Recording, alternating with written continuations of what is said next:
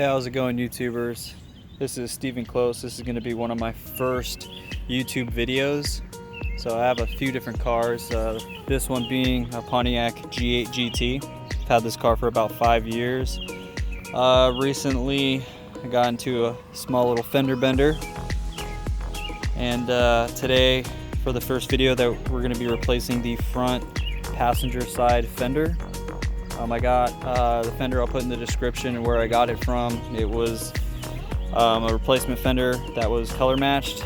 It was about $280. I'll save a lot of money instead of going to an auto body place and having it replaced.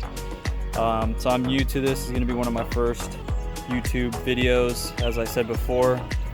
So I have not found any videos on how to replace the fender. I know this looks pretty simple. I pulled some schematics, which I'll post later in the video as a link on where all the screws are set at. It seems pretty simple, so we're going to go through this and record it. So if anybody else has a basic fender bender on a Pontiac G8, at least on this side, they have a basic how-to video on how to replace it.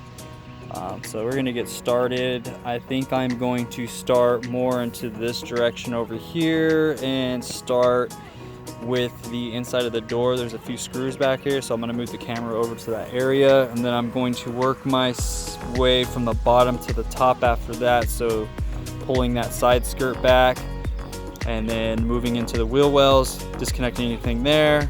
Then I'm going to move straight into the bumper piece right over in this location right here. There's a few screw slash washers or bolt washers and nuts on there, and then there's one more in the back, which we'll go through on the video.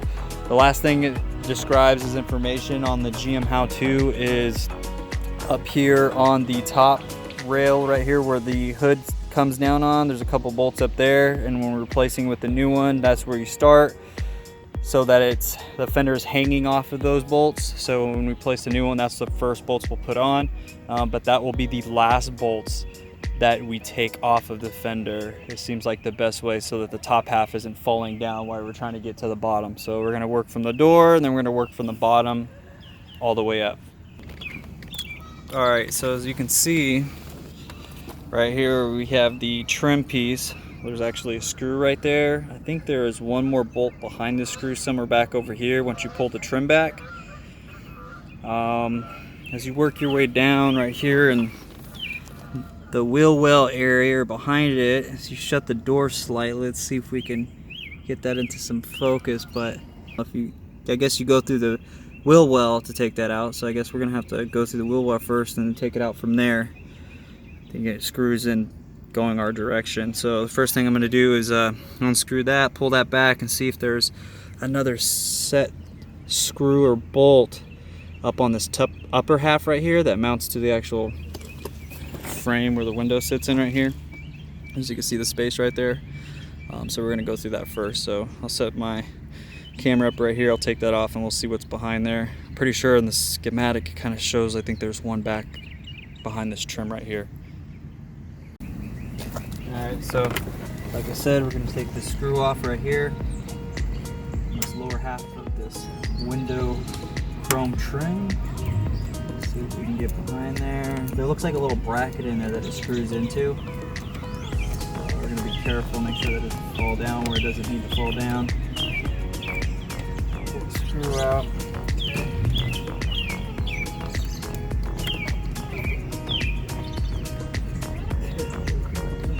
Well, it looks like it's set in place.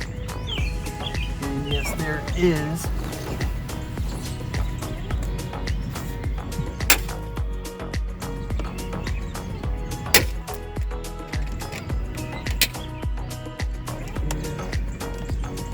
So, I don't know if you can see this right where that screw was right behind here. There's a bolt right there. So we're going to take that off. Alright, so it's a 10mm bolt. Alright, 10mm head on this bolt. I'm just going to take this one off.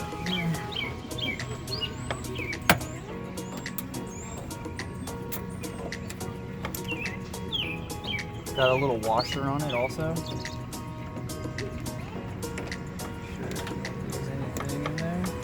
I said, this is my first time doing this to this car, so everything we're gonna go through is brand new. Alright, as you can see, 10 millimeter bolt head, pretty short, the washer on it.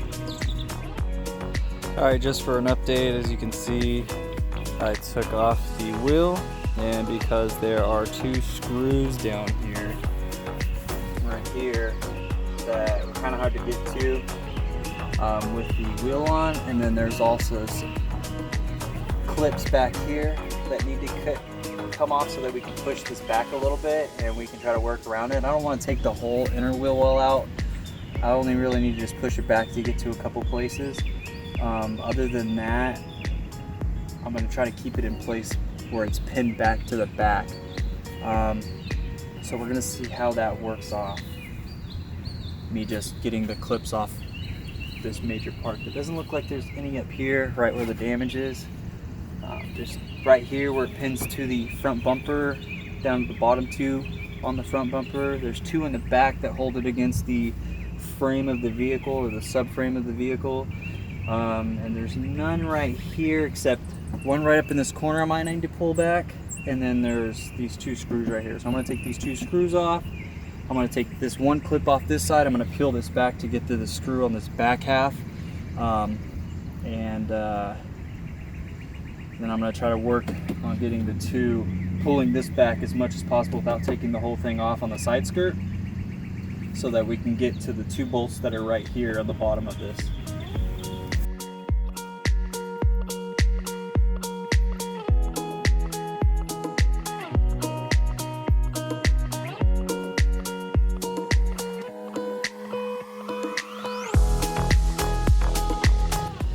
Okay, so right where I took those 2 screws out, you can see where the inner wheel well plastic meets the side skirt with those 2 screws that go right through there and then mounts back to the body. So there's a clip right underneath. That's a white clip. We just popped it out, which is down underneath right here. Honestly, I think I broke it where it mounts to it. So we're gonna see how that goes back together. I guess this 2 screws right here would really hold this part on. If you break any of the other ones or try to take the other ones off farther down, I don't know how it would sag or whatnot. So what I did is I just pulled it back. We'll see if it snaps back into place, and then those 2 screws will kind of give it that extra support it needs. But you can see right there are 2 more 10 millimeter head bolts, and that holds this fender on. So we're going to take those off, and then we're going to work our way back into the wheel well up to the bumper portion of it. And then also on this side, if you notice, there was a screw facing towards the rear of the car that is back behind this. And then also obviously we have to slide this side marker off and unplug it to put on the new one.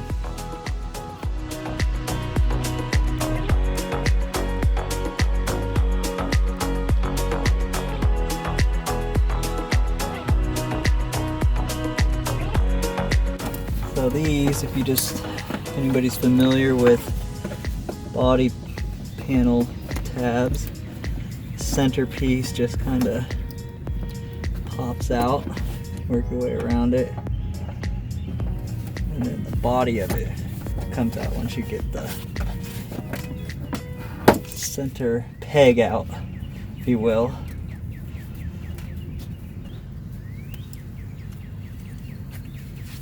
These work wonders.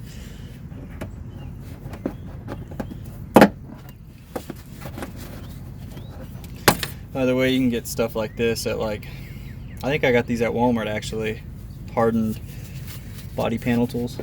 They help. That screws right straight back here. All right, this.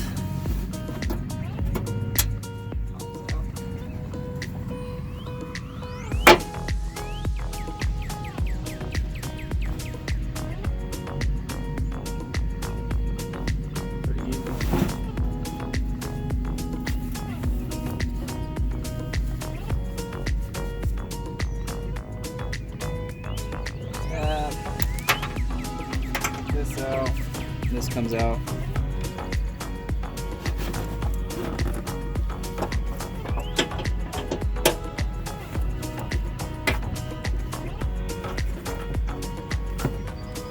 $10mm bolt. Same as everything else. A little tight at first. Looks like it's got a little bit of Loctite. I'll put a dab on there. I don't want this coming loose.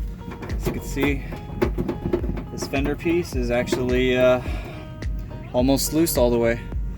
We're gonna work our way now to the bumper part. We're gonna get these two bolts that hold the bumper to the fender. All right, so now that we already got that back half all taken care of, all the bolts are off near the door and the side skirt. And now we're working on, there's two bolts. You can't really see them unless I pull this down. Right here, right over there. Like little washers on them. I guess it kind of holds them together and sandwiches them. Obviously they got pulled out. So we're gonna see if we can reuse these bolts and these washers. They look okay. So we're going to pull 2-3 more body tabs off the inner plastic wheel well. Pull that back, get access to these two bolts. Then pull the center out, pieces here.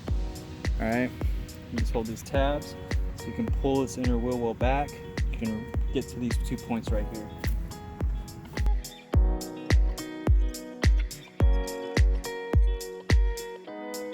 Here, so you can see it's coming out facing towards me. You can see it's kind of bent and pulled back, obviously, from the accident. These are the two bolts right here with the washers on them. So we'll pull those, back those off once we get this fender off to put the new one on.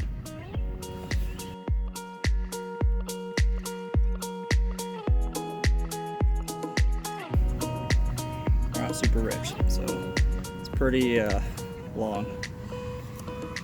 Are these bolts up here? So you can see we got one there. I'm gonna use this hood bump stop. We'll pull that out. Come back along here. If you see these little clips right here, this holds the evap vacuum line or something like that. I don't know exactly what that is, but we'll put it back just like the manufacturer had it. So let's pop these little clips off. Just popped it off by hand, just lift it up the tab and keep it off, pull it back. So here's another one. Real simple. All right, and if you look back here, it's a little piece of foam. Okay, obviously came off there. We'll put a little glue on there and glue it back on the new one and take it off there. And I think that is it. I do not believe there's one behind this piece right here, so we'll find out, right? So let's get to it. Let's knock these two bolts and see if we can pull this whole fender off. You did not notice already in the picture, my headlight broke, all right? Which made it look like it popped this back.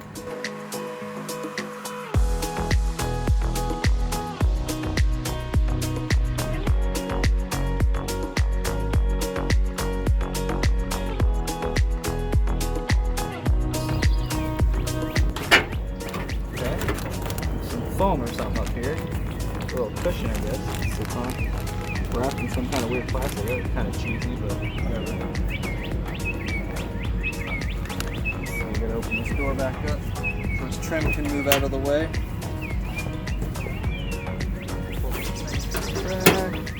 There we go. And voila. Alright. Usually getting parts off is not always the most difficult part.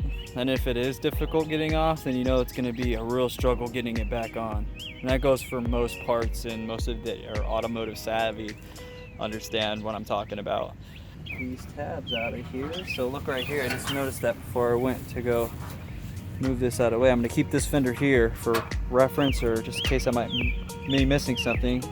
So there's these that were on here, which go to the back part where the door is, where I took the screw out behind the upper trim, and then one that goes in where the bolt mounts through the wheel well, and that bolt that mounts going towards the back of the vehicle, right where the wire's hanging out from the side marker light. You can see that bracket that hangs out there. That's what holds this piece on. So make sure you take these out because they're actually threaded and the bolts go through there to secure it. And I noticed another piece on here. So right here, there's these little tabs that look like the screws go through, which was down by the side skirt in the inner wheel well. I took those 2 screws out at the bottom. So it screws directly into this and this holds it on. So we're gonna reuse these. If you just squeeze the tab in and kind of push out. It's being a little pain, but there you go, got it. Boom, perfect. All right, let's go around this and make sure there's nothing else stuck to this for parts that we can try to reuse. Like I said, ordering little parts is annoying on GM parts. Sometimes I feel like it's overpriced, and a bolt for $10 seems a little excessive. $5 to $10 in shipping just for one bolt. And spending $20 on a basic bolt is probably less than $1 in most cases. So this little rubber piece right here, I said we were going to take off earlier. This is where the hood sits down. So it's kind of a bump stop for when the hood drops down. There's just this little tab right here that kind of sticks out on both sides. So I can push this back on one side. There we go. Push it through. And there we go. And that's that. So we'll reuse that on the new one. I'm back. As you can see, that is the new fender. I got it off eBay from a body shop company. I will definitely give them a shout out.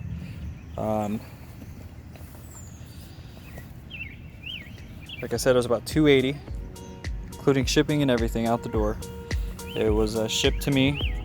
It took about a week and a half, so it was fairly quick, knowing that they had to color match the fender. So I sent them my VIN and my actual color code, and they immediately responded to me and said that they would get on it and then paint it and ship it out. And it was fairly quicker than I thought. I estimated about 2 to 3 weeks, and literally from the time I purchased it to a week and a half later, I had this fender. And I looked at it through the light to really look at how great of a job they did with the paint job, and I have to say it's pretty good. They say they use 3 coats of color and 2 full coats of clear. I can see the sparkle in the Phantom Black, which is what color my car is. So this will be the newest looking panel on the vehicle, since the vehicle does have almost 130,000 miles on it now. So obviously there's a bunch of road debris and scratches and stuff you get from everyday driving. So I'm going to get to it, and we're going to start at the top. First, I'm going to put a couple of those pieces of hardware and clip them onto the body, and then I am going to move into putting the bolts and putting everything back up. So